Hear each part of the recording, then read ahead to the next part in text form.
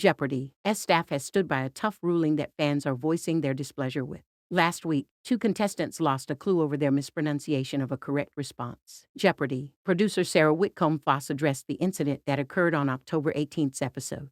The $1,000 clue under KICKIN AZTEC read, the Aztecs founded 2 cities where Mexico City now stands, Tlatelolco and this one, their capital. The correct response was Tenochtitlan, now the historic center of Mexico City and without a doubt difficult to say out loud.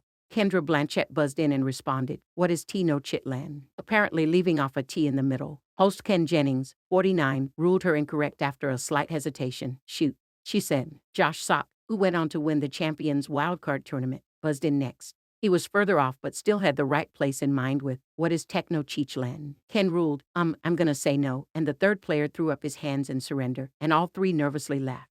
The ruling knocked Kendra from $5,200 to $4,200 and Josh from $1,400 to $400. The WERE ain't phonetically correct. On the podcast Inside Jeopardy! On Monday, Foss, joined by former champion Buzzy Cohen, defended ruling neither player correct on how they pronounced it.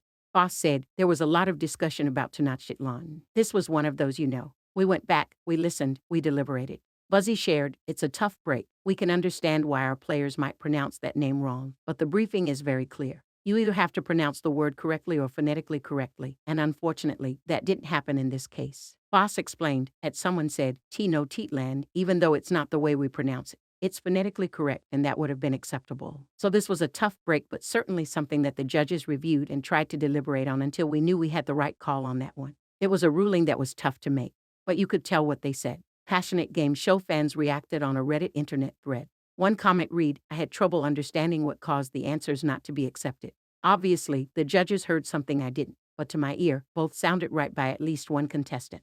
Another fan wrote, "That was not the best question, IMO. The host and judges are straining their ears to see if you dropped or added an extra T." A third wrote, "It seems like it comes up a lot and it's always an issue. Kind of annoying because it's such a technical gotcha response." A fourth commenter agreed, "I think it should count if it's close enough that you can unambiguously tell what they're trying to say." A fifth blasted, "Jeopardy! Being super lame as usual with the Tenochtitlan response.